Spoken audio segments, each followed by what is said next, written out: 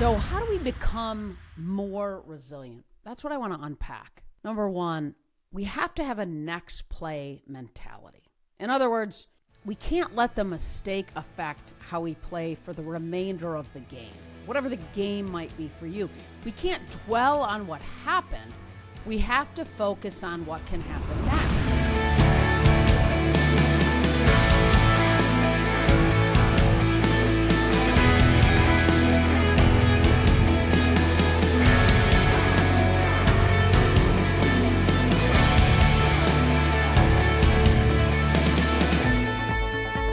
Game changers, what is happening? Welcome back. Thank you for jumping in. I want to keep this tight and tactical. You may be on a walk. You may be inside of a workout. You may be between calls. You may be in a car. I want to dig into a topic that I think is remarkably important for all of us to keep front and center, but also to strengthen, which is resilience. Resilience is a muscle that's inside of all of us. And so here's what I want to dig into. Resilience, to me, is a linchpin to growth. And it's what gets us through adversity. It's what gets us through the bad days, the challenging days, the tough months, the losses, the deal that we didn't close, the personal challenges that we might have in our lives. Resilience is key to our ability to bounce back. But here's what I would also challenge you to consider. I think about resilience as not just coming back to maybe where we were, but coming back better, coming back above the watermark. In other words, taking the moment that was challenging and not just coming back, but coming back as a better version of the person that stepped into the moment that in fact created the opportunity for resilience.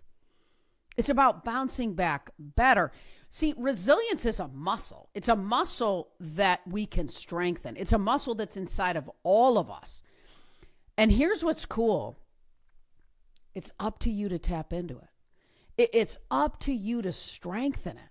And I want to give you some levers, some tactics, some tools that you can tap into in service of allowing you and inspiring you and informing you of ways in which you can tap into it to show up better. Here's what I think is important to consider. What is a lack of resilience costing you? Have you ever thought about that? Like, what is a lack of resilience costing you when you come out of a meeting frustrated, or somebody rejects your idea, or you don't finish something that you wanted to when you wanted to? What does a lack of recovering from tough moments cost you? Here's what it is. It costs you progress. Progress. It costs you progress. And if you're dialing in, I would argue that you are a person who wants progress in your life. And when we aren't resilient, we cost ourselves the ability to move forward as a better version of ourselves. See, resilience to me is trying, failing, and building on those misses, and then trying again and again. Resilience is hitting the speed bump, the challenge, the no, the brick wall, building on it and getting better. See, what's interesting is society tells us that failure and success are opposite, that they're at opposite ends of the spectrum, but they're not.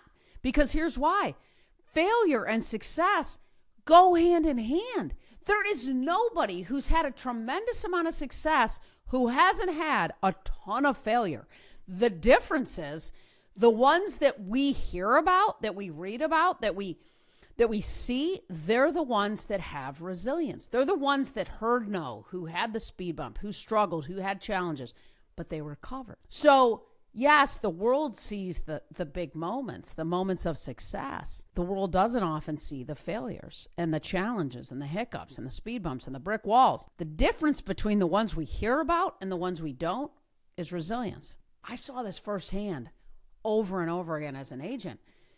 You know, when we think about resilience, when we think about recovery, what's interesting is we as human beings, as a society, we get to know people when they've achieved. That's when we get to know them. We get to know them when the trophy's over their head, when they're cutting the net down, when they're going public in an IPO, when they become CEO and it's announced, in the media. We get to know people when they have had an achievement.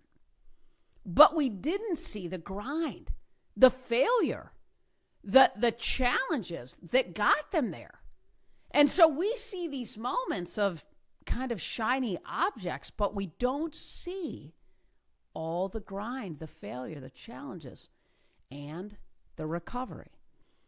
I tell this story often when I speak around the country as a keynote speaker, which is I was standing on the range at the Masters. It was the Tuesday of the Masters. It was early in the morning, 7:30 in the morning. Our players were warming up. I was standing behind my guy's bag, and I look down the range and I see a guy who I did not know, but a guy who I knew who he was, which is Butch Harmon. And Butch is a guy who's worked with some incredible golfers out on tour, men and women. And our players were content and they were warming up and they were good. And so I started chatting with Butch and inside of a conversation with a guy, by the way, who has worked with Annika, Phil, Tiger at the time, and now certainly more. I said, Butch, man, I got to ask you, you've walked inside the ropes with the best golfers in the world, men and women. What is the difference? Like when you think about the guys and the gals that win tournaments and the ones that don't, what's the difference? You think about the guys and the gals that keep their tour cards and compete consistently and stay out there year after year. What's the difference? And he looked at me without any hesitation and he said, honestly, Molly, that's kind of a pretty easy question. He said, the difference is the ones that are winning tournaments, the ones that are the best, the ones that are making cuts, the ones that are holding trophies over their heads, the best. He said, Molly, they recover from adversity faster. They're resilient. And the truth is, as I took all that in, and then I thought about my pitchers, my coaches, my infielders, other golfers, even broadcasters, it's the same with them. And then as I've interviewed incredible people on my podcast, it's the same with them. It's the same with them. They have had 100% challenges, hiccups, speed bumps, all of it. But the difference between the ones that we see continue to progress is they recover. They recover quickly. That's why we hear about them. And so you're listening to this thinking, okay, Molly, cool. How does this all apply to me, right? I don't want to play on the PGA Tour. I don't want to be an NBA coach. I don't want to be a D1 coach, whatever it might be. Here's what I know, though. You are going to have tough meetings, tough moments, tough clients, tough conversations, personally and professionally. Your ability to reset and recover fast inside of challenges is instrumental to your ability to show up again fast as the best version of yourself. And we all want that. We all want that. Is it easy? Not always. But is it powerful? Is it fulfilling? Does it create joy? Absolutely. So how do we become more resilient? That's what I want to unpack. Number one, we have to have a next play mentality. In other words, we can't let the mistake affect how we play for the remainder of the game, whatever the game might be for you.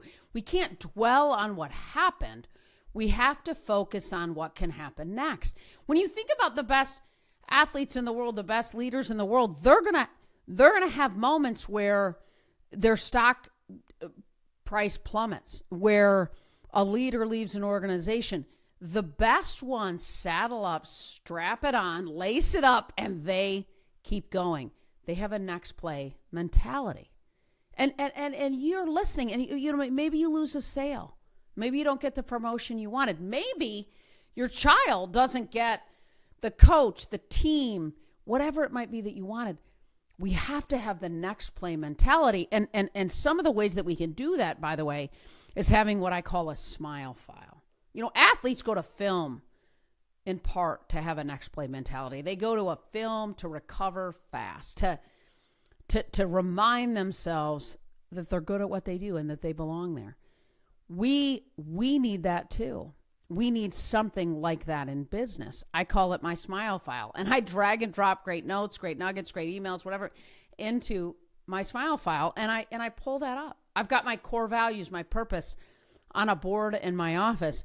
I've had folks tell me that they've taken sort of this idea relative to next play mentality, and they have their purpose, their core values, their mission, if you will, in frames as a screensaver on their computer and their phone. And they go to that when they need to recover. Next play mentality. We have to deploy that in service of our ability to reset, to be resilient.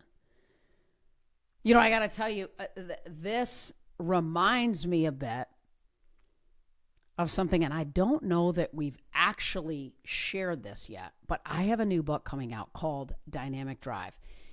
It's my newest book, and it is releasing on September 3rd this fall. Again, it's called Dynamic Drive. And I'm so excited to share this because, you know, when we think about resilience, it sort of reminds me of something that I'm so excited to share. And I don't know if I'm going to get in trouble for sharing this or not, but here's the deal. I have a new book coming out September 3rd of 2024 called Dynamic Drive. And I'm so excited to share this book with you and with the world. It's now available actually on pre-order. And here's what I want to sort of share again in the moment. And I hope my marketing team doesn't blow me up for this. But you know what most people get wrong about drive and about the pursuit of better is they think that drive is about a desire or an ambition to achieve something. And at some level, the traditional definition of drive is about the desire or ambition to achieve something. And the problem with that is that that approach is empty at the end. In other words, once you achieve that thing, that something that's been your sole focus, which again, this is the traditional definition of drive, the way that many of us think about it. What do you do next? Right? Like you've been motivated to finish that 5K, to sell your company, to get that promotion. Once you do it, in the traditional sense of drive, what do you do next? Here's what I know. You feel empty. You feel unfulfilled. And complacency has every opportunity to set in once we've achieved. Here's the thing.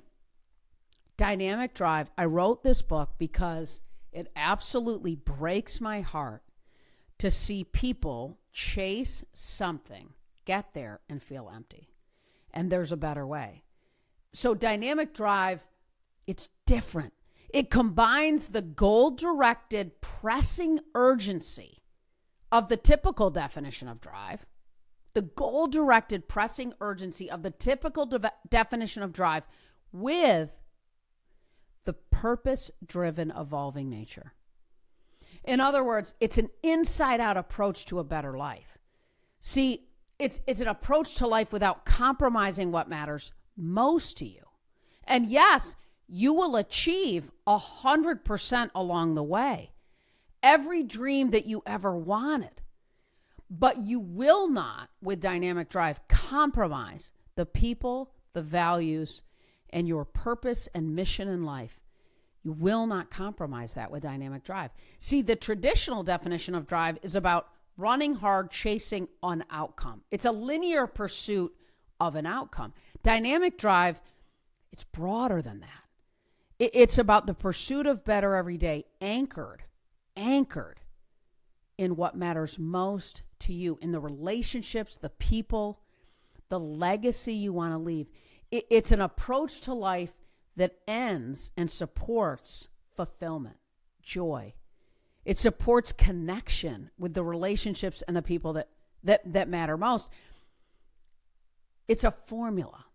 Dynamic Drive is a formula for a better life, backed, by the way, by research. This book absolutely is supported by my experiences with some of the most incredible leaders and athletes and coaches in the world. But additionally, we have anchored this book, this content with research. And so I take you through in Dynamic Drive the 3 stages and 7 keys to engage, sustain, and maximize a better you on purpose, for a purpose. Not just chasing this nebulous achievement that we've posted on a wall, but a pursuit of better on purpose, for a purpose. Here's what's cool. Again, I hope I don't get blown up for this, but here's the deal. If you order Dynamic Drive today, you're going to get exclusive access to, check this out, this is cool, a part of our launch team.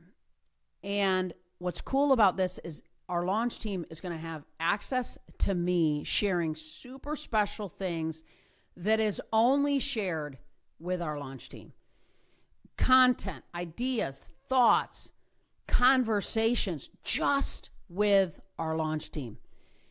People in our launch team who pre-order the book are also going to have access to our community, the other folks and people inside of our launch team. And here's probably what is the coolest thing, and I can't believe I got cleared from my publisher for this. You are going to get early digital access to the full manuscript of Dynamic Drive. The full manuscript of Dynamic Drive, you will get access to the full book, which is absolutely cool, well in advance of its release date of September 3rd. And you'll receive my Dynamic Drive action guide so that you can take the content in Dynamic Drive and dial it in to you in a way that's personal. And the action guide is only available to people who pre-order the book or teams that pre-order the book. It is only available to them. And here's why I think this is important. You know, so often we read a book that is remarkably terrific, but then we've got to take the content and lay it over top of our own lives, our own personal circumstances, and apply it to us.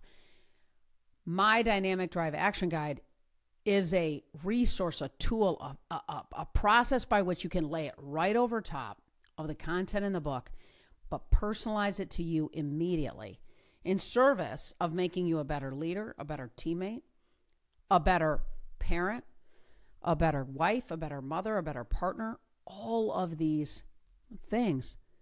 So I needed to throw this in because when I think about resilience, when I think about the best version of you, this book is a tremendous and instrumental part of that.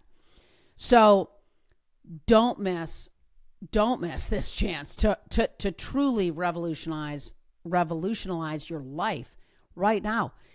Visit Dynamic Drive. Sorry, guys, you got to cut this. Visit getdynamicdrive.com to pre-order Dynamic Drive right now. Here's what matters to me.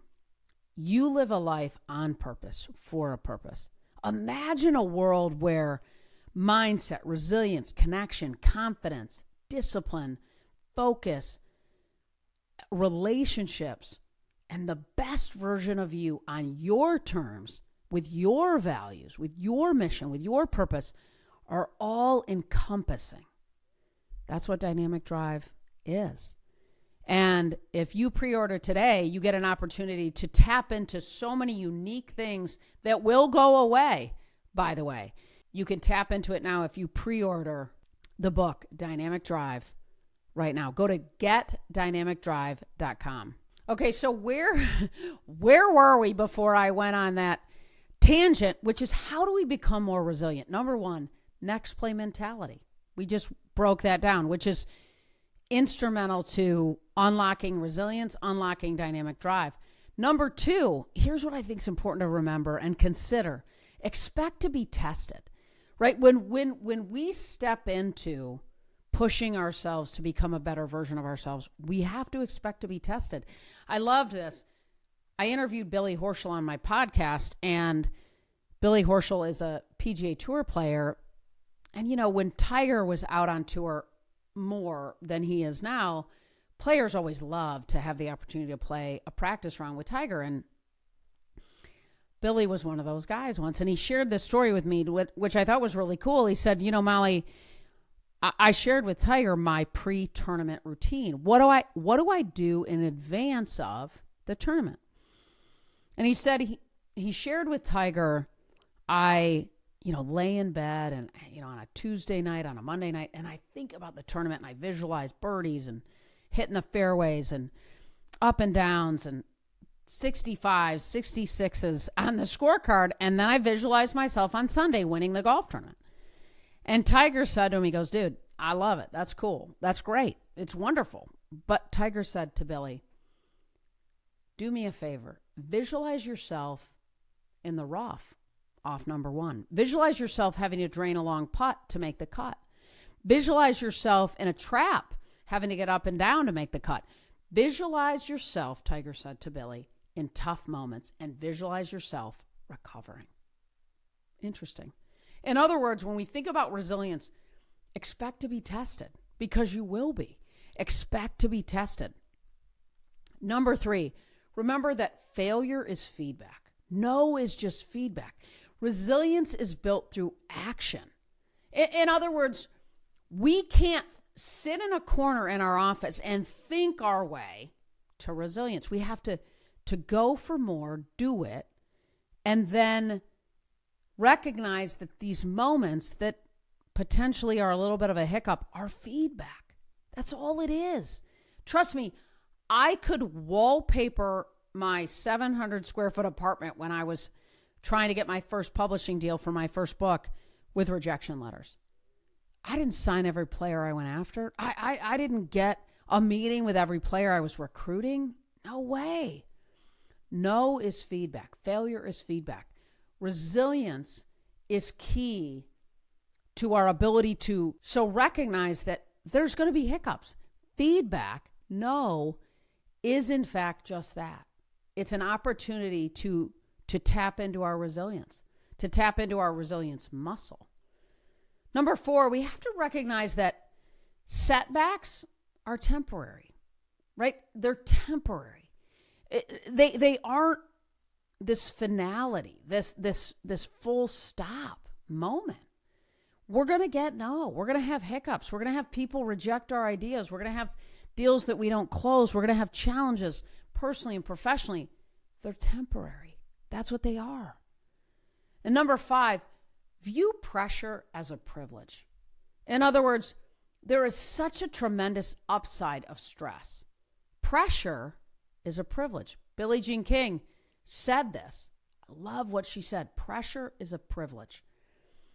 I remember when I was a student athlete at Michigan State playing tennis.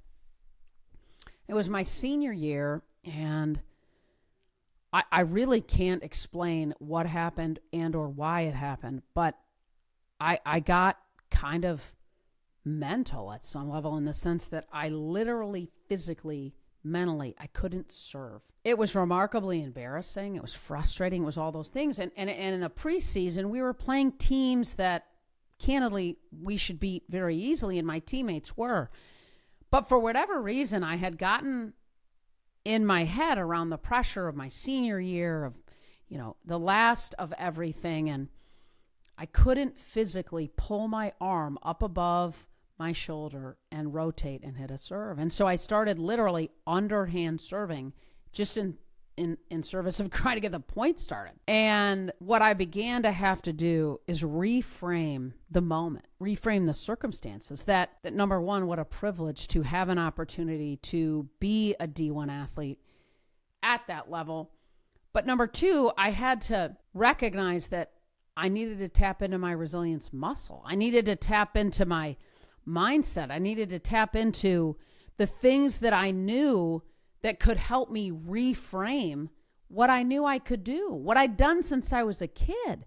I had to expect that, in fact, challenges are normal. I had to welcome the feedback and the failure at some level. I had to also view it as temporary, knowing that I had it in me to recover.